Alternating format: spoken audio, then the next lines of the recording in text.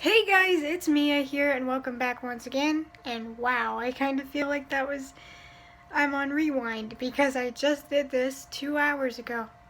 Now, I just finished Eclipse the movie. Now, let me just say that so far in the series, the book Eclipse has been my least favorite of the whole series. So far, I still have one more. So we'll see if that holds true before. But this movie became my favorite in the series because the director of it, who I'll put up here, David something. I literally just saw his last name, but here it is up on the screen. He understands show, don't tell. And he stepped away from Bella's perspective long enough to actually show us the action. Like, just the beginning scene alone grips you and pulls you into the story. There's no monologue from Bella like the other two movies had that started out the beginning of the movie. We get to step right in to Victoria creating her second in command for this newborn army that she's planning on acquiring to kill Bella. So that scene showing Victoria creating her army at all, because Bella didn't see that. So we were just told it like Bella was told it. We didn't get to see it happen in the book. But in the movie, they went right ahead and broke away from Bella's perspective in order to show Victoria actually building her army and to show that she is coming back for the Cullens and scouting out the area while still trying to keep her thoughts safe from Alice, who can see the future of what she decides. And also with that, we also get to see the army being built, the newborns fighting because they don't know how to control themselves yet. And it's just all works out so well.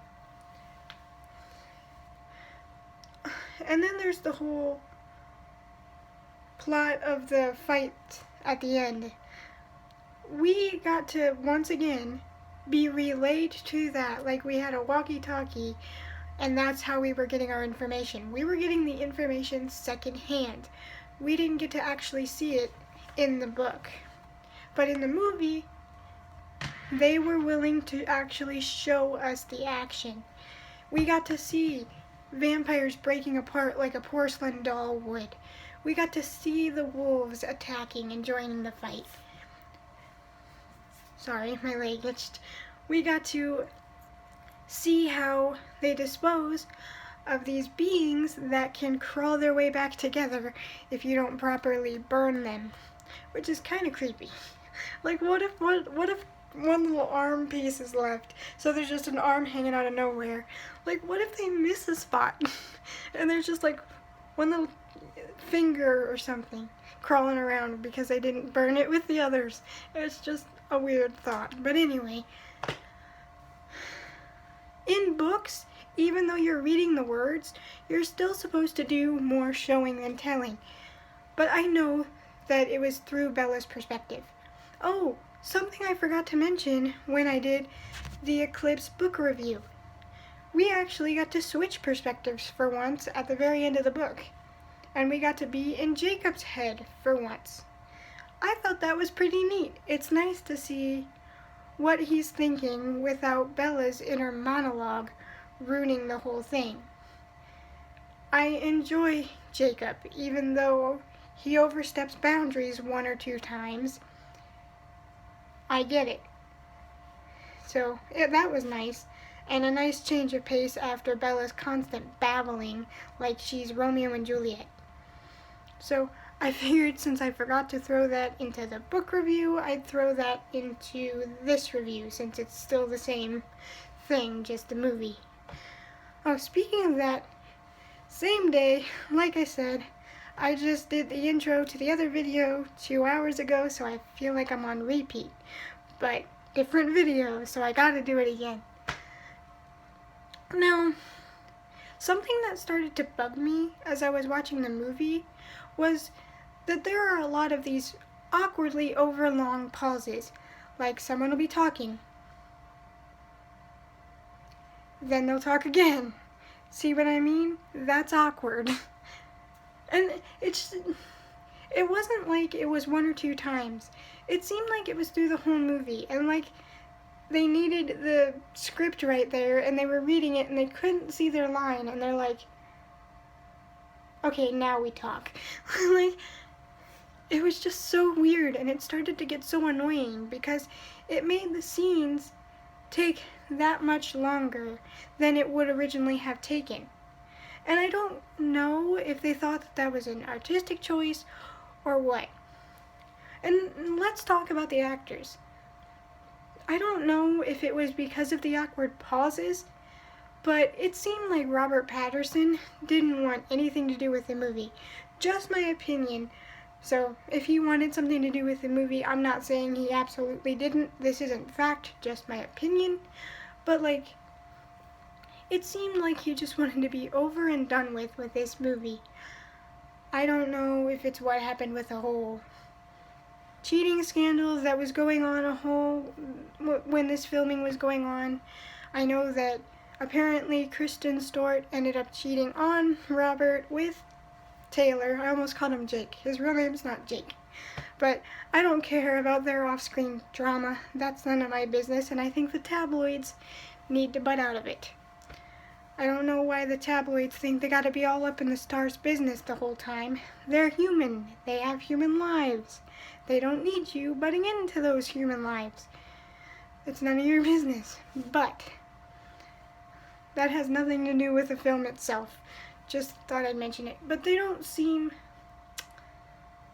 because of whatever, they don't seem like they actually care about each other like they did in the other two.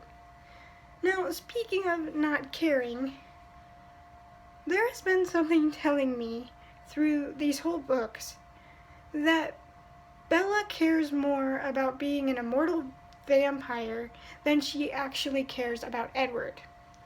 Like, I get that she doesn't like marriage because of what happened with her mom, but even though her mom was pessimistic against marriage, she still got remarried again, which is the whole reason she ended up in Forks in the first place, because Renee's new husband wanted to play baseball, so they traveled a lot. And Bella's all completely against marriage. She's making excuses like, I don't want to look like I got knocked up right out of high school, which I get. People say that if you marry young. Not always true. I get it. And then she uses her mom's divorce from her dad to say that that's another reason she thinks marriage is just a piece of paper. And she wants to be with Edward forever. At least that's what she claims. Like, if she really wanted to be with Edward forever, why the heck make a big deal out of being married if you know you want to stay with him forever anyway? Quite literally forever, because she wants to get changed right out of high school. So she'd be a blood-sucking vampire unless they're killed down the line by some other vampires. And that started to make me angry because it felt like Bella cares more about being an immortal vampire who's strong and tough, and less about her actual marriage to Edward and her actual relationship to Edward. Now, do I think these two should be together in any way? No. Edward is constantly putting Bella in danger. He's kind of stalkery, especially in the beginning. He's controlling. I don't like their relationship. Not to mention, he's 109, and she is now 18. So, that's my feelings on it. I feel like Bella cares more about being an immortal vampire who's strong, graceful, unbreakable, as opposed to just being with Edward. She might want to be with Edward forever, but it feels like to me that she just wants to be more vampire than with him, because she constantly talks about it. This wasn't a choice between you or Jacob. This was a choice of who I should be and who I am.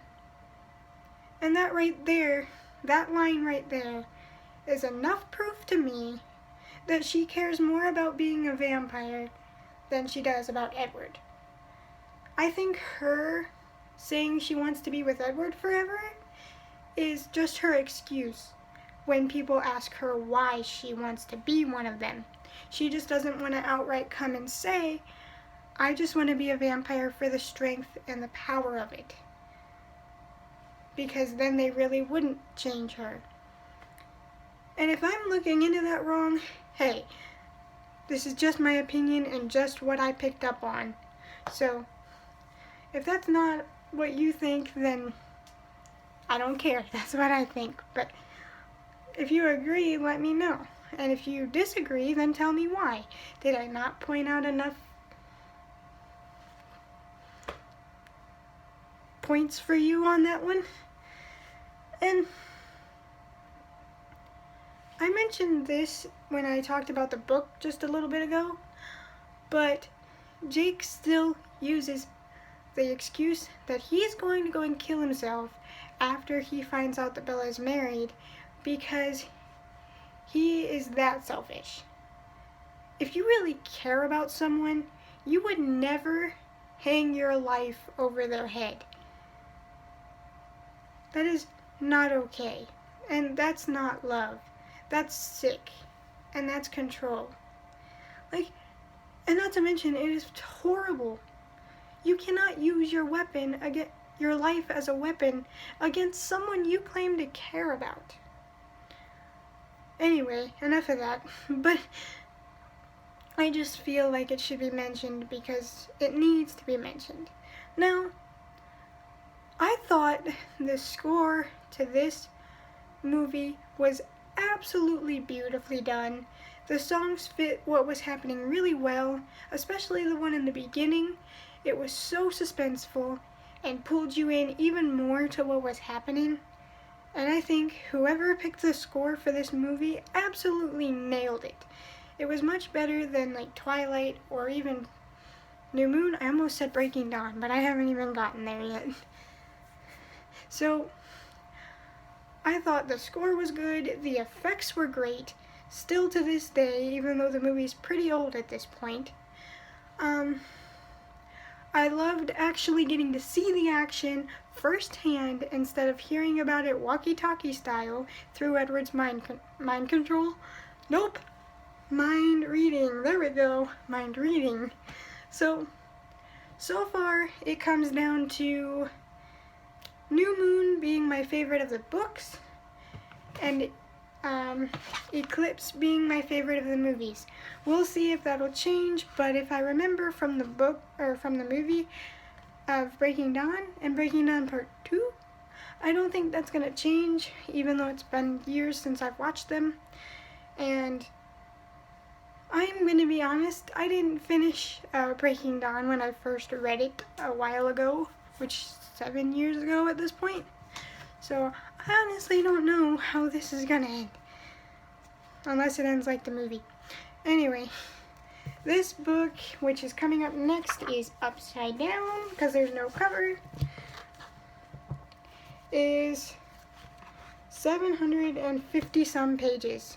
So each of these books just keep getting longer, but I'm on the last stretch, and I think after Breaking Dawn, I am not reading Life or Death or The Second Twilight for Bree Tanner, because at this point I am getting so burnt out on the Twilight world, and I'm going to need to take a break after I finish the books and the last two movies. And I think I'm going to do the last two movie reviews separately since they are two separate movies. Alright, well, that's it for me for now, so hope you guys enjoyed and hope to see you next time. Bye guys.